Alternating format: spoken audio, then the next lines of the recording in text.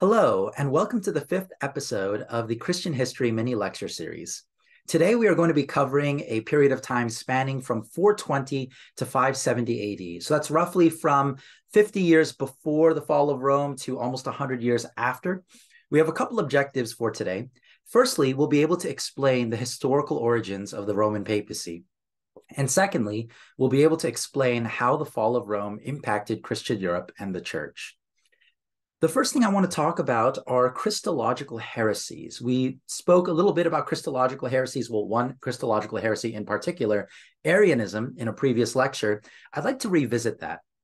We learned a couple lectures back that at the Council of Nicaea, a group of bishops from all over the world came together and together as a council decided that Arianism, the belief that Jesus, that the Son of God, was not God, but was actually a created being, this council decided that that was a heretical teaching, that it was a dangerous idea to put out there. They condemned it as heresy.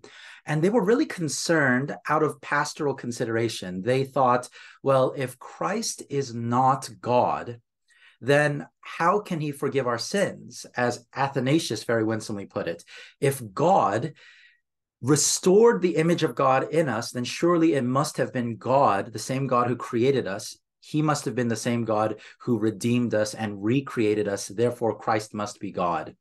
Now, although the Council of Nicaea decided very definitively that Arianism is a false gospel, Arianism didn't die overnight. And as a matter of fact, there were periods of time in both Western and Eastern Roman empires when it felt like Arianism was actually winning the day. We had emperors in place, especially in the West, who supported Arianism, who believed in Arianism, and they would even persecute Christian leaders such as Athanasius, who spoke out against Arianism.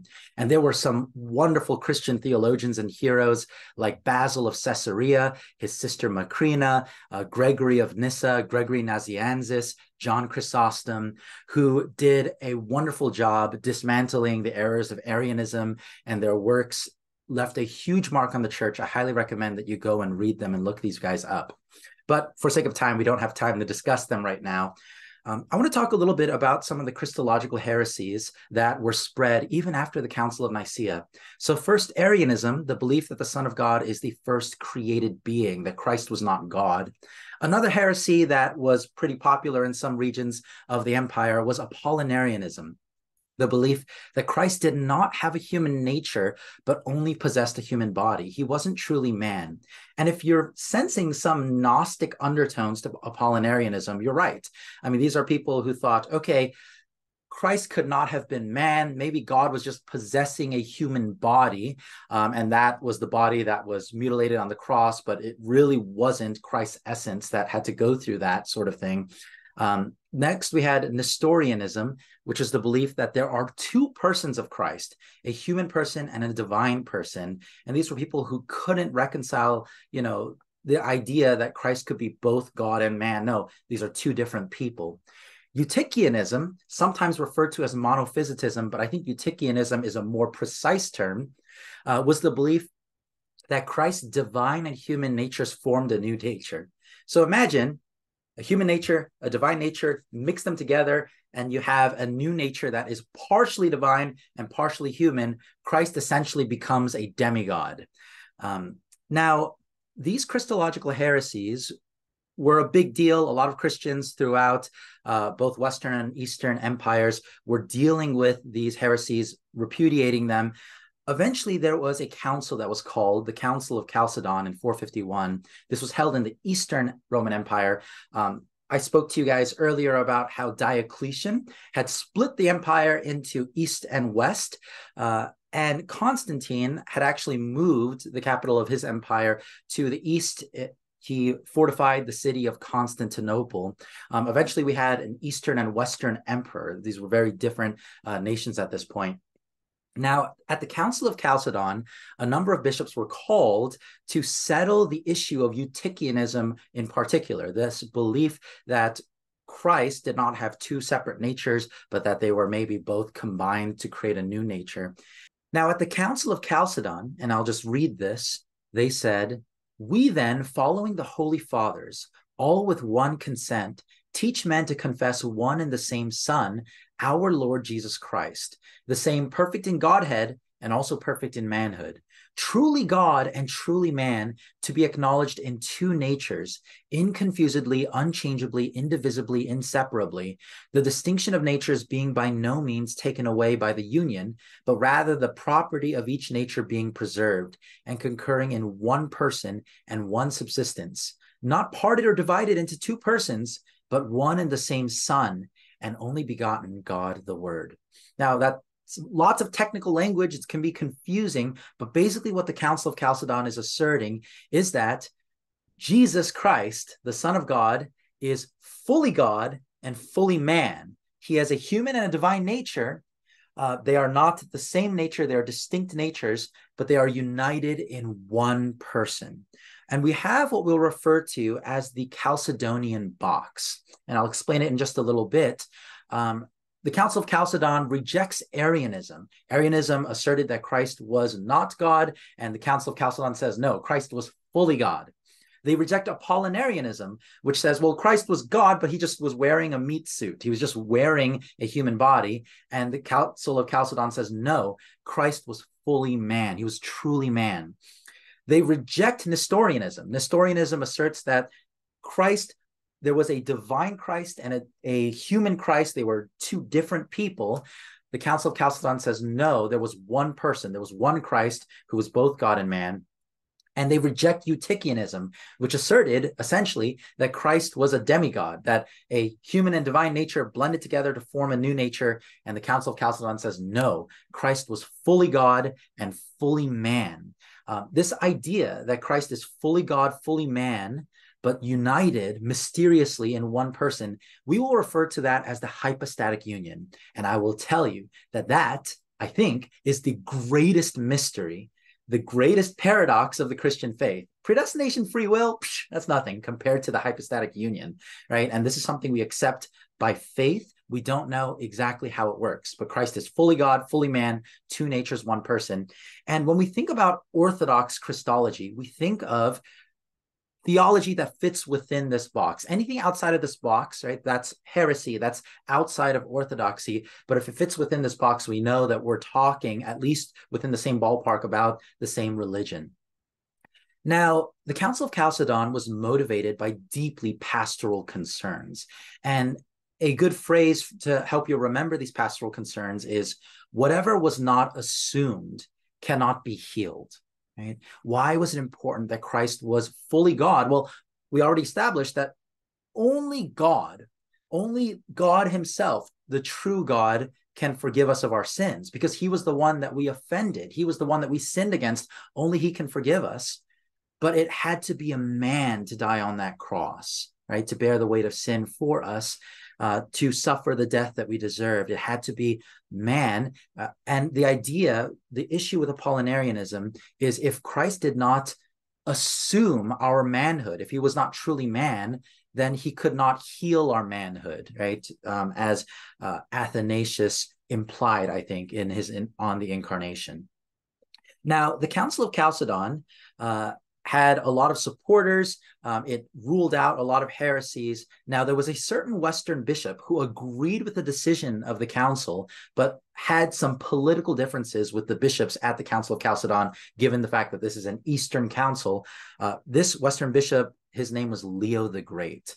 Now, Leo was the bishop of Rome, and he was also a staunch opponent to Eutychianism. He defended orthodoxy against Eutychianism, devoted much of his life to it. He was also a brilliant theologian, a famous pastor, and I recommend that you read some of his sermons if you ever had the time. Now, Leo the Great had some political conflict with the Eastern bishops, because Leo the Great is famous for asserting the authority of the Roman bishop over all other bishops.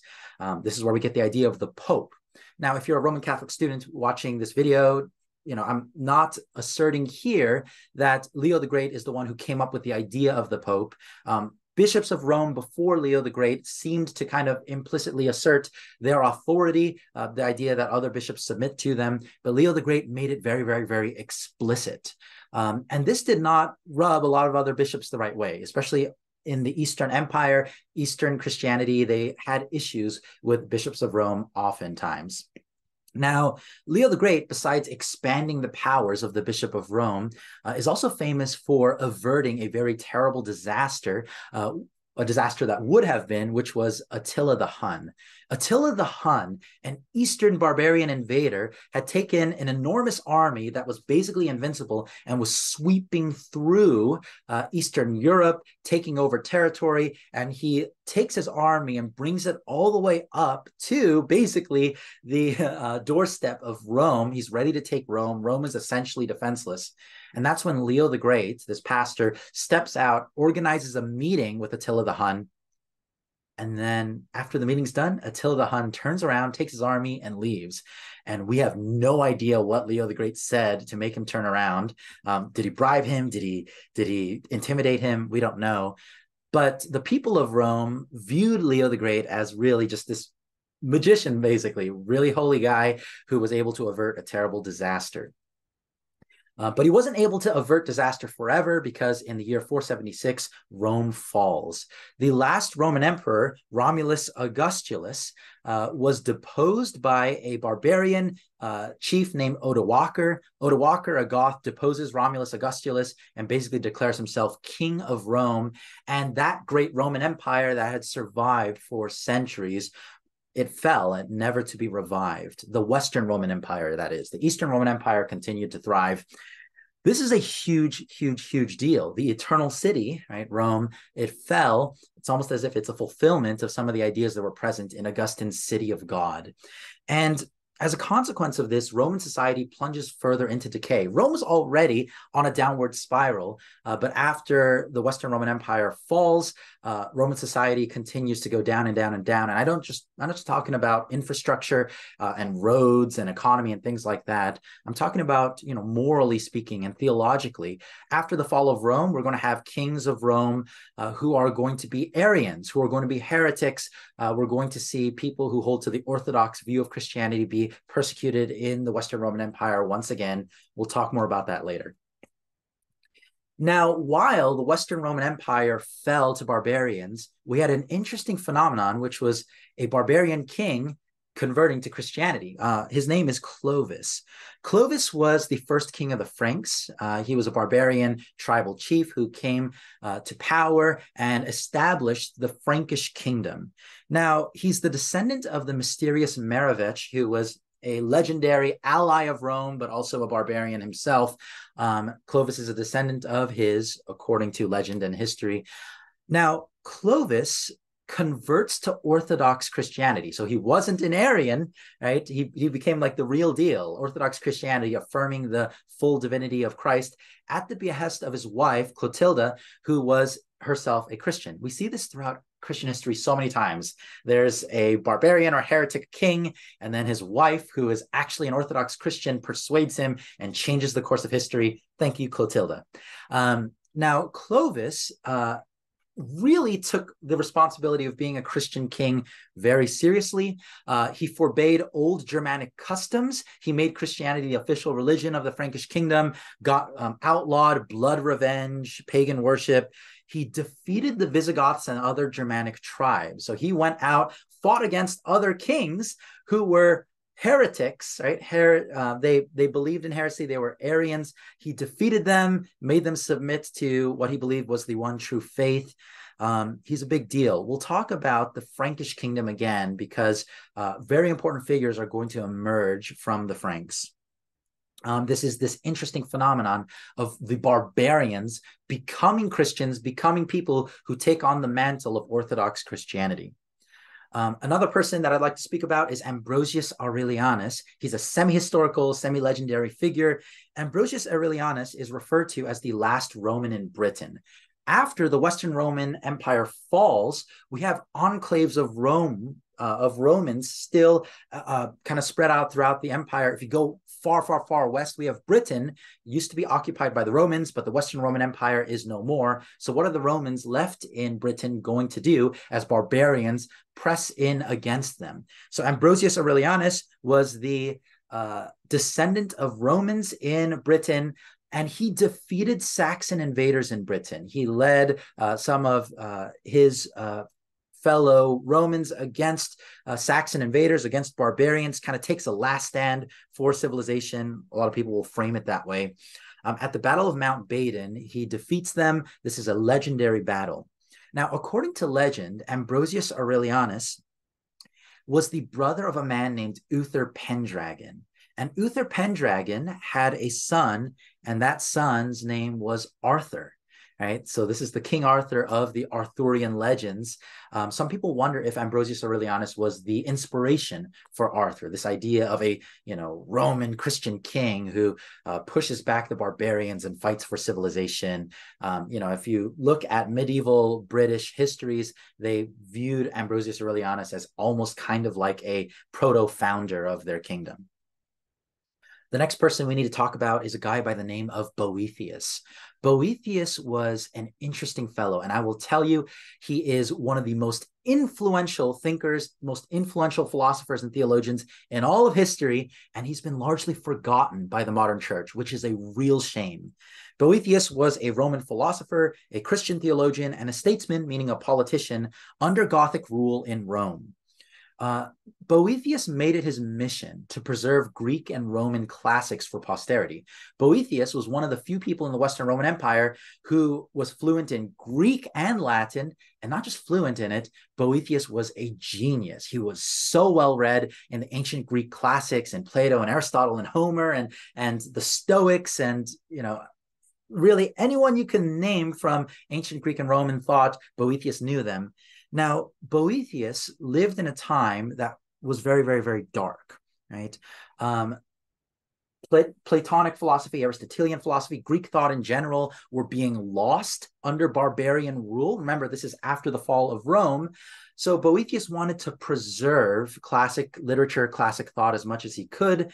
Something that Boethius tried to do, he made it his mission to demonstrate the harmony of Platonism and Aristotelianism. Boethius said, Platonic philosophy and Aristotelian philosophy seem like polar opposites. But what we need to know is that Christianity harmonizes Platonism and Aristotelianism in a very unique way. These can work together. And he wanted to show the church how to understand the relationship between Platonism and Aristotelianism so that we don't fall off either edge of the knife. But unfortunately, Boethius was not able to do this because he died. He was executed before he was able to show us this synthesis. So in the future, as the church falls off either the Platonist or Aristotelian edge, we will all raise our fists to the sky and say, Boethius, why? If only you had lived, you could have shown us. Now, Boethius made his mission to translate all of Aristotle and Plato into Latin. He wasn't able to because he was executed, but he was able to translate the works of Aristotle on logic. And this is really important. The fact that the medieval Christians in the early Middle Ages were able to build a lot of their theology on logical principles is because of Boethius's translations of Aristotelian logic. Now, Boethius was accused of treason and black magic, and he was executed. Boethius was a staunch supporter of the Orthodox Christian faith, and the king over Boethius, Theodoric, Theodoric was a barbarian king, and he was also an Arian. And Boethius wrote tracts against Arianism and against Eutychianism. And this rubbed the king the wrong way. The medieval theologians believed that Boethius himself was a Christian martyr, that really what caused his execution was his firm Christian convictions. Now, the actual situation that resulted in his execution was there was a fellow politician who was going to be unjustly condemned because a letter that he wrote to the Eastern Empire was intercepted, in which he was criticizing some aspects of the Western Roman regime. So they were trying to charge that guy and probably execute him. So Boethius stood up and said, no, I'm not going to unjustly execute a man. I'm not going to unjustly condemn a man. And because of that, they threw Boethius under the bus as well. And Boethius's criticisms of Arianism probably didn't help. Boethius was accused of treason and black magic, which is a weird thing to accuse people of, but they did it all the time. he was executed. But before he was executed, Boethius wrote one of the most important books in human history, which is The Consolation of Philosophy. And it's a book in which he envisions himself waiting in prison, bemoaning his fate. But philosophy personified comes to meet him and teaches him some important lessons from classical philosophy that is enabling him to meet his death nobly and with great, great hope in the providence of God. Now, it's interesting because when you look at Boethius's Consolation of Philosophy and you look at his theological works, you realize that while philosophy has the ability to provide us with logical arguments that help us understand God's providence, understand certain moral principles, it doesn't have the ability to save us. It's really theology that has the ability that can communicate to us the message of salvation. So this idea of philosophy as the handmaiden to theology, it has its roots in Boethius's thought. The next person that I want to talk about is Benedict of Nursia. Benedict of Nursia was born in 480, so a few years after the fall of Rome. He's a contemporary of Boethius.